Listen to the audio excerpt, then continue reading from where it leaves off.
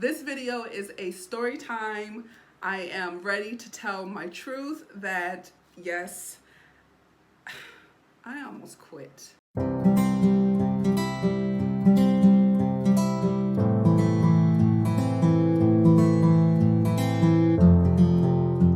Hey guys, this is April and welcome back to my channel. This is a channel where we discuss all things teaching. Stay tuned. I almost quit. So this is a story about when I seriously almost quit teaching. Like this, I decided that this was not for me. This was not going to be my destiny. I was not going to spend the next 15, 20 years doing this. And let me go ahead and give you a bit of background. I have been a classroom teacher for 13 years, and this will be the first year that I'm switching to a non-classroom role. But right when I moved to where I am now in Kentucky, I taught for years in Maryland. I taught for a year in Ohio. That was my first introduction a long time ago. And when I came to Kentucky, I was in a transition. And if you have learned anything from my teaching videos, you should know that teaching is time consuming. Teaching is hard. It is not the easiest profession in the world. You hear people talk non-teaching folks talk about, yes, you get the summers off, you get vacation, you get the winter breaks and all that. But teaching is, when you're actively in teacher role, you're doing it almost 24/7. Like you have to take mental breaks to get away from it. And it was almost, I don't know how to equate it. For my mental health, it was like an atomic bomb.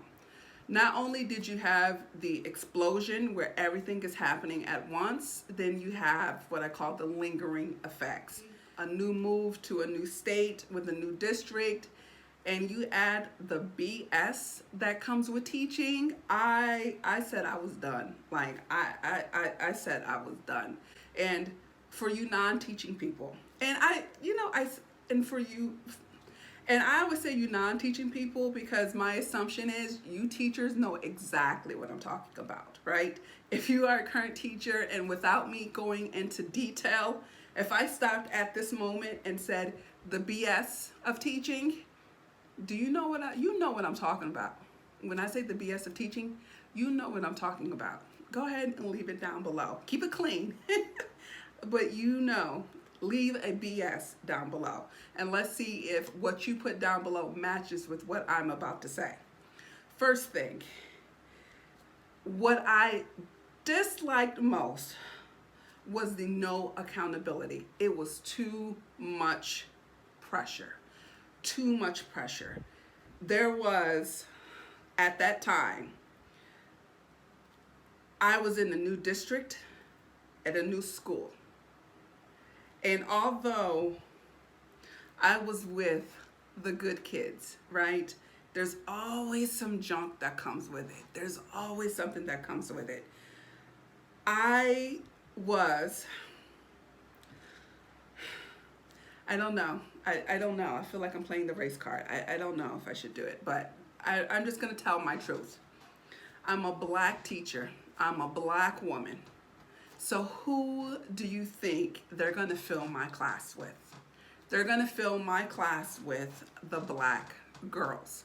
Any black girl in the school, whether they were in the magnet program or not, if they were in the same course that I was teaching with a different teacher, magnet program or not, if they were a black girl who had an attitude, a black girl who cussed people out, a black girl that they couldn't get control of, where did they go? They came to me. And it's like, okay, I'm the kind of teacher where it's my job, right? I would not want somebody to disrespect or not take my child who happens to be a black female, right? So it's like, okay, got it. You teach who you teach, right? That they come to you the way they are. but I got sick of it. You know what I'm saying? Like, I am a teacher to all. I love teaching all my kids. I love teaching my boys. I love teaching my girls. At the time, I was supposed to be the aerospace teacher, right? It was a magnet program for aerospace. So obviously we had more boys, obviously, but we had more boys than girls. And quite frankly, I had more white boys than girls. And I love teaching all my kids. I love teaching all my kids. They were all different, I love teaching all my kids. But when you start giving me kids because other teachers couldn't handle them, like, how unfair is that? And at work, you were giving me what the worst of the worst. Like, who wants to deal with that on a daily basis? And then you turn around and you see all these teachers who don't have a care in the world because they have those good kids. And it was just so frustrating. It was so frustrating. So frustrating. So the unkept thing is, when you're a teacher, you get a student in your room and you're supposed to keep your door closed and deal with them. You understand? You start asking for help. You start opening your mouth and saying, hey, my class is getting pretty full, right? And when I get these students who need extra attention, who have behavior components that require a little extra, I can take a few, right? But you can't fill up my class with them, because now the class is the dynamics of the class has completely changed. Now I'm getting stressed out because I'm focusing more on behavior than I am content. And when I look to the side at my neighbor who's teaching next door to me, they're sitting behind their desk. They're showing a video, or they're doing an independent project because they are with students who are self-sufficient, students who don't require all the extra love and attention that I have. It was so frustrating, and nobody wanted to hear it. No one wanted to hear it. And it got to the point where teaching was already rough. As teaching is already, I don't want to say the word rough. It's when I'm coming home and I'm exhausted and I still have papers to grade, or I did my lesson plan for the week and by the time Wednesday came, that lesson plan is shot to hell. I felt like I was neglecting my own kid. And it was an awful place to be. It was an awful place to be. And I am going to say that life happens. People have struggles. But it doesn't necessarily always lead to the point where you feel like quitting. But that is the nature of teaching. Teaching for me at a certain point became fragile. I really had to dig deep and really for a good year say to myself, why are you here? What are you doing? And if I didn't come up with an acceptable answer, then I never would have went back the very next year. Like, I seriously almost quit. It is the crap that you have to deal with as a teacher. And then on top of that, the paperwork. Oh my God. Teaching and paperwork, almost synonymous. You know, you have to keep track of your kids. But now the level of tracking, like, let's say you have a kid with an IEP or an individual education plan, for those of you who may not be familiar. So the student requires extra assistance, academic or behavior assistance, right? So you have to document things. You have to document how many times Joe, I'm just picking a name, how many times Joe got out of his seat when the lesson didn't require it. So you have to document it. Then you have to document for student Sarah, how many times did you have to redirect her in a lesson today? Mind you, you have to keep track of all of this while you are doing your regular duties of teaching a lesson and just monitoring students. right? That's a lot of data you have to keep up with. And then some of the paperwork is just ridiculous. Was did they do math correctly 50% of the time?